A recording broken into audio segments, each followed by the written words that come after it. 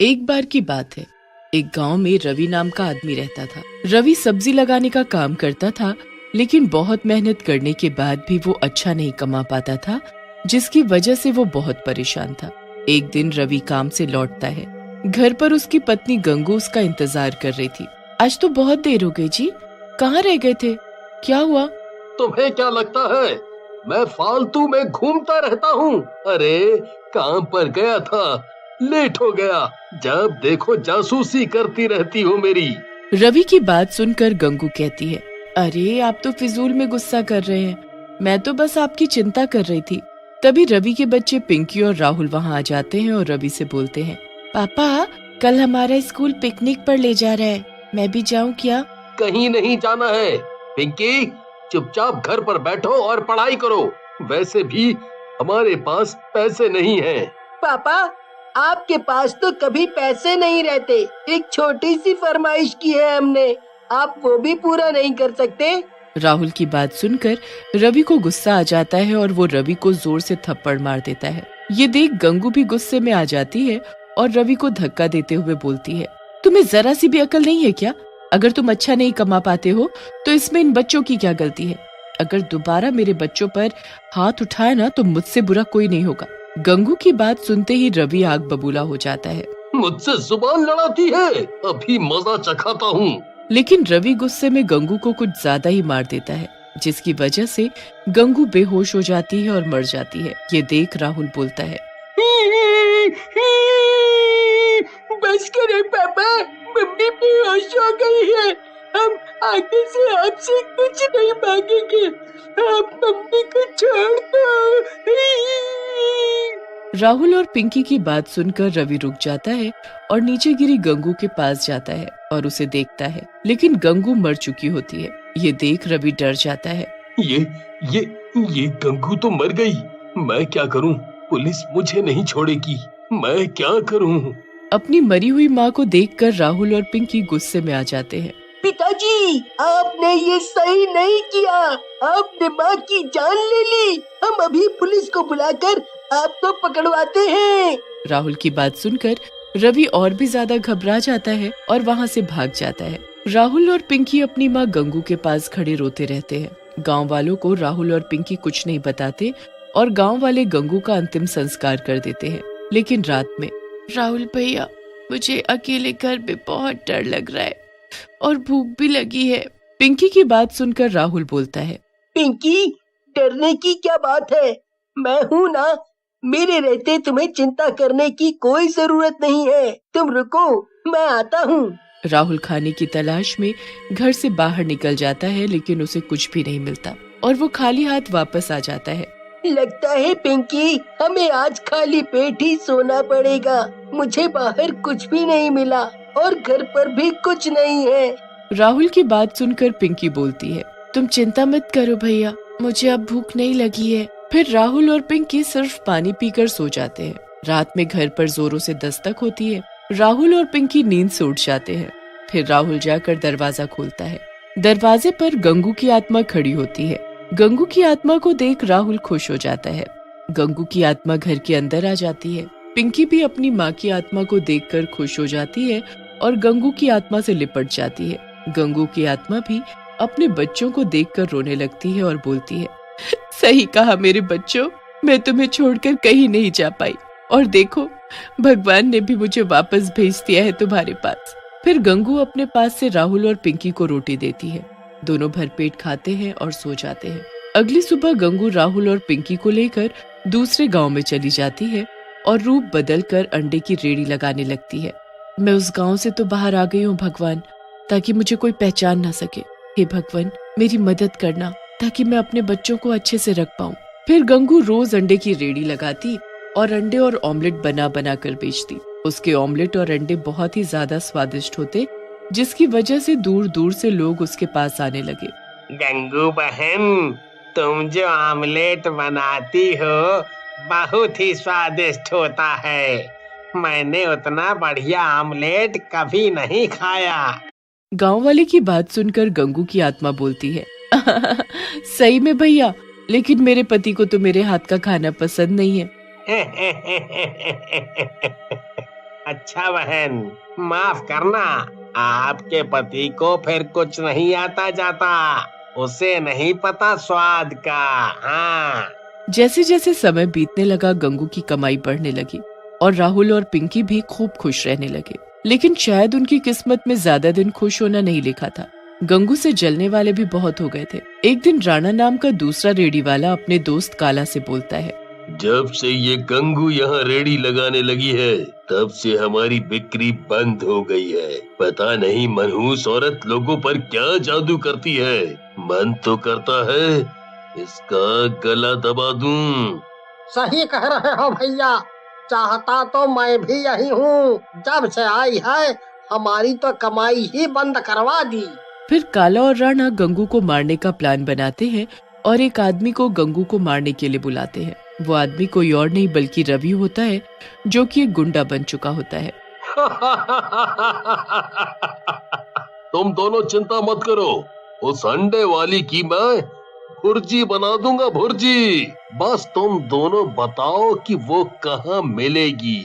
फिर रवि काला और राणा की बताई जगह पर गंगू की रेड़ी के पास पहुंच जाता है और गंगू को पीछे खड़े होकर बोलता है, ए औरत, तूने मेरे दोस्तों का काम चौपट कर रखा है। आज तेरा आखिरी दिन है। आज के बाद तू कोई भी रेड़ी नहीं लगा पाएगी। रवि की बात सुनकर गंगू की आत्मा पलटती है। रवि गंगू को देखकर हैरान रह जाता है और डरते हुए बोलता है, गंगू, तू जिंदा कैसे हो गई? मैंने तो तुझे अपने हाथों से मारा था। रवि की बात सुनकर गंगू हंसने लगती है और बोलती है, तेरी मौत मेरे ही हाथों लिखी है, इसलिए शायद भगवान ने मुझे वापस भेजा है और मैं गंगू नहीं उसकी आत्मा हूँ, समझा। तभी गंगू अपने डरावने चुड़ैल के रूप में आ जाती है और रवि को गर्दन से पकड़कर उठा लेती है। रवि दर्द और दम घुटने की वजह से तड़पने लगता है। छोड़ दे मुझे गंगू, जाने दे, माफ कर दे। मैं कभी ऐसा नहीं करूँगा, माफ कर दे। तभी वहाँ पिंकी और राहुल भी आ जाते हैं। रवि की ऐसी हालत देखकर राहुल और पिंकी गंगू के पास जाते हैं और बोलते हैं, माँ, आप पिताजी को मत मारो, इनके खून से अपने हाथ मत रंगो, हम दोनों यही चाहते हैं। पिंकी और राहुल की बात सुनकर गंगू रवि को दूर फेंक देती है और बोलती है, देखा दुष्ट, तेरे इतना बुरा करने पर भी मेरे दोनों बच्चे तेरी जान बचाना चाहते हैं। जा, यहाँ से चला जा। लेकिन तभी वहाँ काला और राणा आ जाते हैं और पिंकी और राहुल को पकड़ लेते हैं और बोलते हैं, बहुत हुआ तुम दोनों का मिलन। गंगू, तूने हमारे काम धंधे में बहुत नुकसान किया है, आज उसका बदला लेंगे हम दोनों। ऐसा कहकर राणा और काला अपने एक हाथ में चाकू निकाल लेते हैं और राहुल और पिंकी की गर्दन पर रख देते हैं। लेकिन तभी वहाँ खड़ा रवि उन दोनों को जोर से धक्का देता है। राणा और काला गिर जाते हैं, जिसकी वजह से राहुल और पिंकी आजाद हो जाते हैं। ये तूने क्या किया रवि? अब इनसे पहले तेरा नंबर आएगा। ऐसा कहकर राणा और काला रवि को चाकू मार देते हैं। रवि घायल होकर गिर जाता है। गंगू को बहुत गुस्सा आता है और वो उन दोनों को उठाकर दूर फेंक देती है, जिसकी वजह से काला और राणा दोनों मर जाते हैं। गंगू रवि के पास जाती है और बोलती है, आज तुमने मेरे दोनों बच्चों की जान बचाई है, इसकी वजह से मैं तुम्हारे सारे पुराने पाप माफ करती हूँ। गंगू की बात सुनकर रवि रोने लगता है और बोलता है, मुझे माफ कर दो गंगू, मैंने बहुत बड़ी गलती कर दी, मुझे माफ कर दो। रवि की बात सुनकर गंगू बोलती है, तुम्हें मैं माफी तभी दूंगी जब तुम अपने बच्चों को संभालोगे और उनका ख्याल रखोगे। मैंने अपने दोनों बच्चों के नाम बहुत पैसा छोड़ा है और अब ये अंडे की रेडी तुम संभालो। मैं उनका पूरा ख्याल रखूंगा गंगू, और आगे से पैसों के पीछे भी नहीं भागूंगा, मेहनत करूंगा। हाँ, मेहनत। फिर गंगू की आत्मा वहाँ से गायब हो जाती है। एक शहर में एक बहुत ही बड़ा परिवार रहता था। हरी एक ऑफिस में काम किया करता था। एक दिन हरी जब घर आता है तो सबको एक खुशखबरी सुनाता है। अरे कहाँ हो सब, जल्दी आओ, जल्दी। क्या हुआ बेटा? क्या हुआ हरी, क्यों शोर मचा रहे हो? अरे वाह बाबूजी, बात ही कुछ ऐसी है कि क्या बताऊं। पहले जरा विमला को आने दो, फिर बताता हूँ। हाँ जी, मैं भी आ गई। अब बताओ क्या हुआ? जिस घर के लिए मैं 4 साल से केस लड़ रहा था वो आज मैं जीत गया। क्या सच में? हे भगवान, ये तो बहुत ही खुशी की बात है। हाँ, अब हमें इस छोटे से घर में नहीं रहना पड़ेगा। हाँ माँ, अब तो अगले हफ्ते ही हम उस नए घर में शिफ्ट हो जाएंगे। वो घर सालों से बंद पड़ा है तो उसमें अभी कुछ काम करवाना पड़ेगा बस।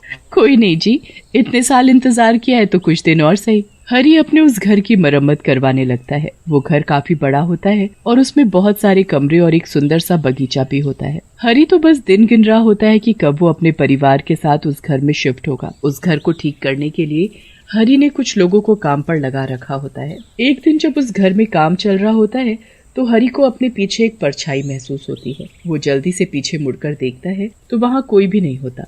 अभी तो यहाँ कोई न कोई था, शायद मेरा वहम होगा, क्या पता कोई मजदूर हो। ऐसा हरी के साथ 2-3 बार होता है पर कभी उसे कोई दिखाई नहीं देता। घर की मरम्मत का काम भी खत्म हो जाता है और पूरा हफ्ता कैसे बीत जाता है पता भी नहीं लगता। हरी और उसका पूरा परिवार फिर उस नए घर में रहने के लिए आ जाते हैं। सब इतना बड़ा घर देखकर बड़े ही खुश होते हैं, पर बच्चे सबसे ज्यादा खुश होते हैं क्योंकि उन्हें खेलने के लिए काफी बड़ी छत और बगीचा जो मिल गया होता है। ये घर सच में बड़ा ही सुंदर है, पर इतने बड़े घर में मुझे एक काम वाली तो चाहिए ही होगी। हाँ, मैंने पहले ही एक काम वाली से बात कर ली है, वो शाम से काम पर आ जाएगी, तुम चिंता मत करो। ठीक है। शाम को शांति नाम की एक काम वाली आती है जिसे बिमला काम पर रख लेती है। बिमला को शांति के आने से काफी आराम मिलता है। एक दिन जब बिमला बगीचे की साफ सफाई कर रही होती है तभी वहाँ एक आदमी आता है। वो आदमी दिखने में कुछ अजीब ही होता है। आप कौन और क्या काम है? जी मैम साहब, मैं शांति का पति हूँ। वो शांति ने बताया था कि आपको एक धोबी की भी जरूरत है तो इसीलिए मैं आ गया। हाँ, धोबी की तो बहुत ही जरूरत थी। काफी कपड़े हो गए, ऊपर से पर्दे, चादर और जाने क्या क्या। मेरे तो बिल्कुल बस का नहीं है जो मैं इतने कपड़े धो पाऊँ। आपको चिंता करने की जरूरत नहीं है, मैं सब कपड़ा फटाफट धो दूंगा, आप बस मुझे कपड़े लाकर दे दो। ठीक है, मैं अभी लेकर आई। बिमला अंदर से कपड़े लाती है और उन सब कपड़ों की एक गठरी बनाकर उस धोबी को देने लगती है। देखो, कपड़े बिल्कुल अच्छे से चमकने चाहिए। मेरे पति को गंदे कपड़े जरा भी पसंद नहीं है। अरे मेम साहब, आप परेशान ना हो, मैं बहुत अच्छे से कपड़े धोऊंगा। हाँ। बिमला अब जाकर चैन की सांस लेती है। उसे शांति और धोबी की वजह से बड़ा ही आराम मिलता है। शांति अपनी सफाई में लग जाती है और धोबी भी कपड़े लेकर वहाँ से चला जाता है। बिमला आराम से बगीचे में जाती है क्योंकि उसे तो घर का कोई काम करना ही नहीं पड़ता। कुछ देर बाद धोबी वापस आ जाता है। बिमला दोबारा उस धोबी को आते देख हैरान होती है। हे भगवान, ऐसा ना हो कि कपड़े धोने को मना कर दे। ये लीजिए मैम साहब, आपके कपड़े।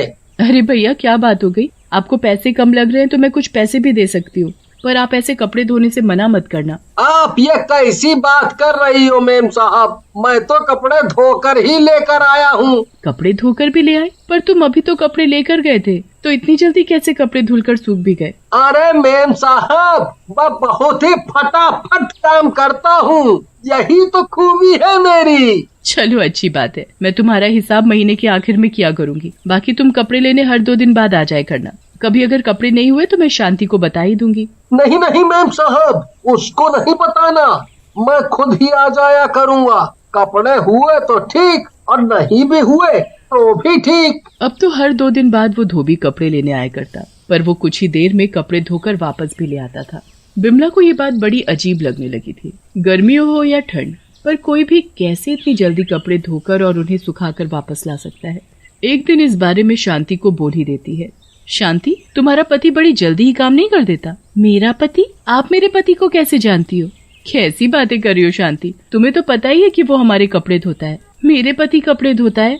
ये आप क्या बोल रही हो मालकिन? मेरा पति तो दूध बेचता है, वो कब से कपड़े धोने? अरे पर तुमने ही तो उसे यहाँ भेजा था। आप ये सब क्या बोल रही हो मेम साहब? मैं उसे क्यों यहाँ भेजूंगी? वो दूध बेचता है और सुबह से शाम तक शहर से बाहर रहता है। उसे तो आपके घर का रास्ता भी नहीं पता, तो वो यहाँ कैसे आ सकता है? वो तुम्हारा पति नहीं है तो आखिर ऐसे झूठ बोलकर कौन हमारे घर आ रहा है? मुझे इसका पता लगाना ही होगा। एक तो मुझे पहले से ही अजीब लग रहा था क्योंकि कोई भी 10 मिनट में ढेर कपड़े धोकर और उन्हें सुखाकर कैसे ला सकता है? 10 मिनट में? क्या बात कर रही हो मेम साहब? मुझे तो जरूर ये राजू ही लग रहा है। राजू? ये राजू कौन है? वो एक धोबी था मेम साहब। एक दिन जब वो नदी के पास बैठकर कपड़े धो रहा था तो अचानक जाने कहां से वहां एक मगरमच्छ आ गया और उसे खा गया। उसके मरने के बाद भी बहुत बार लोगों ने उसी जगह किसी को कपड़े धोते देखा है, जबकि वहां तो कोई धोबी नहीं जाता।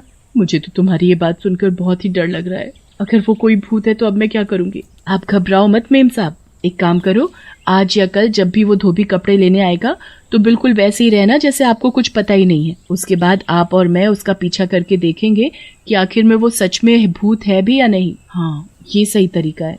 पर तुम मेरे आसपास ही रहना क्योंकि मुझे बहुत ही डर लग रहा है। आप चिंता मत करो मेम साहब, मैं आपके आसपास ही रहूंगी। अगले दिन जब शांति और बिमला दोनों रसोई में काम कर रहे होते हैं तभी कोई बेल बजाता है। बिमला और शांति दोनों चौंक जाते हैं। लगता है वही धोबी आया है।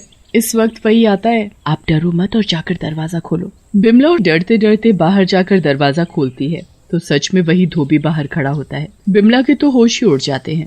वो डरते डरते उससे पूछती है, तुम आ गए? हाँ मेम साहब, अब जल्दी से मुझे कपड़े ला कर दे दो। बिमला जल्दी से अंदर जाती है और ढेर सारे कपड़े लाकर धोबी को दे देती है। उसके बाद धोबी वहाँ से चला जाता है। धोबी के निकलते ही बिमला शांति के पास जाती है और फिर दोनों मिलकर उस धोबी का पीछा करती हैं। धोबी कुछ ही दूरी पर जाकर एक भूत में बदल जाता है। हे भगवान, ये तो सच में भूत ही है। मैंने आपसे कहा था ना मेम साहब कि मुझे वो राजू का भूत ही लग रहा है। देखो मेरी बात सच हो गई। हाँ शांति, ये तो सच में भूत निकला। मुझे तो कभी शक ही नहीं हुआ था। खैर अब हम क्या करें? ये भूत मेरे ही घर क्यों आता है और चाहता क्या है? वो तो हमें इसके पीछे पीछे जाना पड़ेगा, तभी शायद कुछ पता चले। शांति और बिमला दोनों भूत का पीछा करती हुई नदी तक पहुंच जाती है। वहाँ भूत सारे कपड़े लेकर एक किनारे बैठ जाता है और फिर उनको पटक पटक कर धोने लगता है। शांति और बिमला दोनों एक पेड़ के पीछे छिपकर ये सब देख रही होती हैं। बस एक दिन और बाकी है। कल अमावस की रात है। कल हरी के कपड़े धोने के बाद रात को मुझे उस आदमी का शरीर मिल जाएगा। फिर मुझे भूत की जिंदगी जीने की कोई जरूरत नहीं है। हे भगवान, ये भूत क्या बोले जा रहा है? ये तो मेरे पति के कपड़ों पर जादू कर रहा है ताकि उनके शरीर पर कब्जा कर सके। मुझे उनको बचाना होगा। आप जल्दी से मेरे साथ चलो। पर कहाँ शांति? मैं किसी को जानती हूँ जो हमें इस मुसीबत से निकाल सकता है। चलो अब जल्दी चलो, हमारे पास वक्त नहीं बचा है। शांति बिमला को एक तांत्रिक के पास लेकर जाती है। वो तांत्रिक को सारी बात बताती है। मैं सब समझ गया हूँ। तुझे डरने की जरा भी जरूरत नहीं है। ये ले भभूत, और आज रात जब तेरा पति अपने गंदे कपड़े उतारेगा तो ये उन कपड़ों में छिड़क देना, और फिर जब वो भूत कल तेरे घर आएगा तो वो कपड़े उसे धोने को दे देना। बिमला बिल्कुल वैसा ही करती है। वो घर जाकर अपने पति के गंदे कपड़ों में भभूत छिड़क देती है और बाकी कपड़ों के साथ एक पोटली में बांध देती है। अगले दिन फिर से वही भूत धोबी के भेष में कपड़े लेने आता है। बिमला उसे वो पोटली पकड़ा देती है। फिर वो धोबी का पीछा करने लगती है। धोबी वो पोटली लेकर वही नदी के किनारे जाता है और रात होने का इंतजार करने लगता है। जैसे ही अंधेरा होता है वो भूत उस पोटली को खोलकर उसमें से हरी के कपड़े निकालकर जादू करना शुरू कर देता है। अब मैं इन कपड़ों पर जादू करके इनको पहन लूंगा और फिर हरी के शरीर को अपने वश में कर लूंगा। उसके बाद मेरे पास अपना एक शरीर होगा। भूत जादू करने के बाद जैसे ही उन कपड़ों को पहनता है तो कुछ ही देर बाद उसका शरीर आग की तरह जलने लगता है। भूत बुरी तरह चिल्लाने लगता है। ये क्या हो रहा है? ये क्या हो रहा है? मैं जल क्यों रहा हूँ? ये मुझे क्या हो रहा है? कुछ ही देर में उसका शरीर राख बन जाता है। बिमला खुशी खुशी अपने घर जाती है और अगले दिन शांति को सारी बात बताती है।